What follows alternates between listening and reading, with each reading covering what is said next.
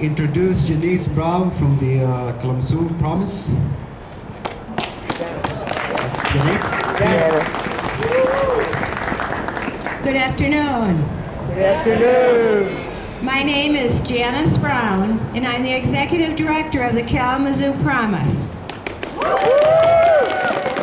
Isn't it amazing that today we gather right under the green banner, home of the Kalamazoo Promise?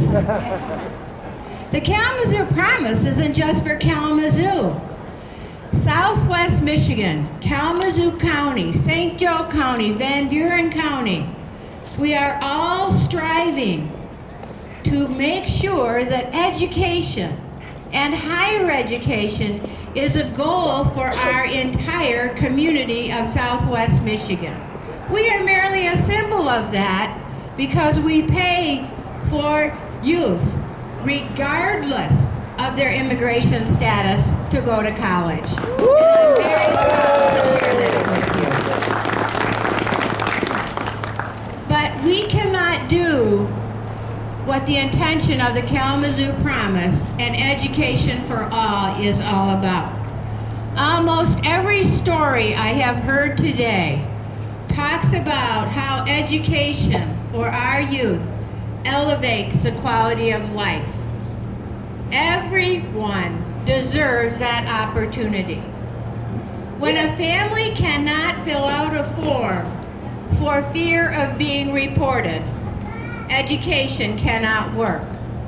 When a family cannot receive the same kind of financial aid that all families can get in these great United States, it is not fair. When the Kalamazoo Promise cannot work because families are under fear of deportation, are feeling oppressed, and are worried about the breakdown or break-up of their family, they cannot take advantage of this fabulous opportunity. Though we try to do our work with the Kalamazoo Promise, my personal interest is to support immigration reform at the federal level so that truly all people can take advantage of educational opportunities and the good quality jobs that come from higher education. That is what we must do, as Sean says, to make for a quality state. And immigration reform is one of the most important pieces to do this hard work of offering education for every youth who deserves the same opportunities as my own children. Thank you very much.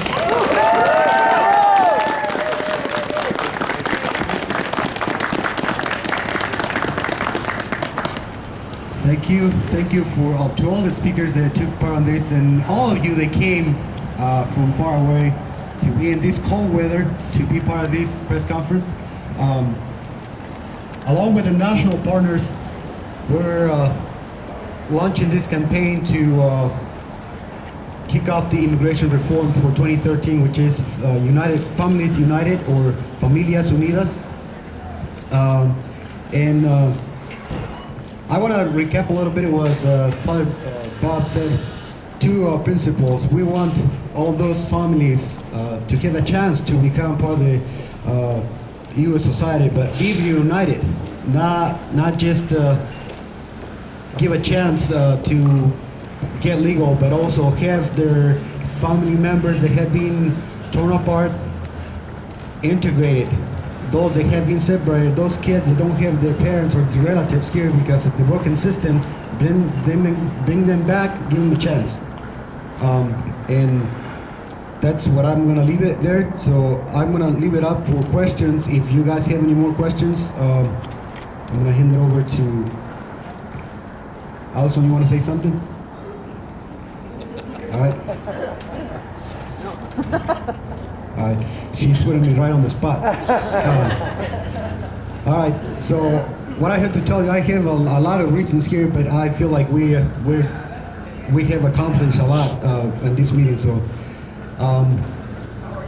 a few of the reasons, like we recap, we want the fair immigration system, integrate them, reintegration. We want laws in place that will protect the workers, that not just like a visa. We don't want a visa, a temporary permit. We want full citizenship for all the families. Right. We don't just want to permit the and keep that cycle of abuse by employers or by the system. We want a full pathway, full integration, full acceptance for into our society for those families. So we're going to be holding a press conference today in a few more cities and soon in Grand Rapids as well to let our state representatives, our governor, our secretary of state, and all the leaders that are elected that what they're doing is not the best way to do it. We can do better here. We're just having, I want to share this real quick with you. We were just having a meeting last night in Sturgis with Matt Laurie from the 59 district. He's a Republican, and we've been working with him for a couple of years. And he couldn't agree with us more last night. He's like, no, right now is the time. And I will go and talk to Ruth Johnson about those licenses for young students, and I will call Congressman Fred Upton to support immigration reform, and we'll try to do the best we can to work on it.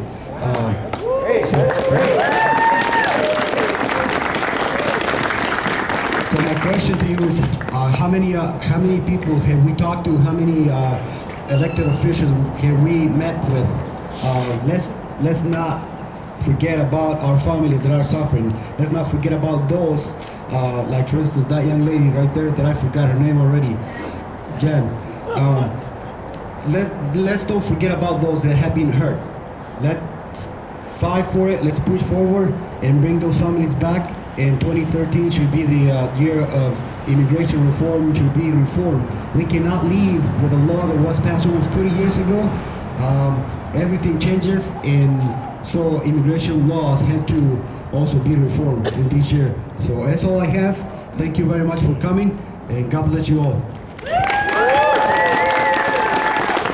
Thank you all so much for coming, and this is part of the national launch of the Fair Immigration Reform Movement, a group that has been around for 10 years now, of hundreds of organizations across the country. Michigan today had the privilege of going first in 2 weeks of actions across the country to launch this movement and say, this is the year, and we're going to fight for it. Woo, Next, Michigan! Michigan! So there's a couple of things that we're going to be asking for and doing as we move forward. First, we're asking all of our representatives to meet with community leaders and families who are living the immigration issue to discuss the issue. We can't just talk about abstract ideas. We have to engage with the real people whose lives are being affected by this issue. Next, we are launching a massive petitioning and email campaign. Some of you have already participated in that, starting today, to make sure that our representatives get the message. And we have a folder, thanks to our awesome folks who are here today, of over 300 signatures just to start, that we're going to turn into Fred Upton's office today.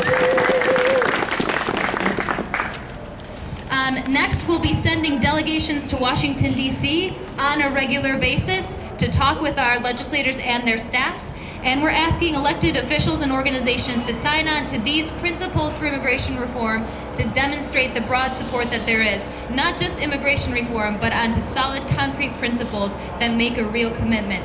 Last, we're going to be organizing marches, rallies, and town hall meetings and other public events to make sure that Congress and all of the public hear our voices, hear the stories, and know that this is the right thing to do. So thank you very much to all of you for being here. If there are any of you who would like to accompany Jose into Fred Upton's office to turn in the signatures that have been collected so far, you are welcome to do that. If you have not yet signed the petitions that we have a clipboard that we'll be passing around shortly to make sure that you show your support and that our legislator knows that you want to see this happen. And Meredith looks like she has collected some more already, so that's awesome. Thank you so much, friends. And also, I would like to encourage you guys to attend the meeting of the Hispanic American Council Council, a new coalition that's forming around immigration reform on January 24th, I believe at 6 p.m. So come, we will be there. Join us. Make sure to show support for the community and lift up this issue. The more voices we have together, the better. Thank you so much. God bless you. Bravo! Woo!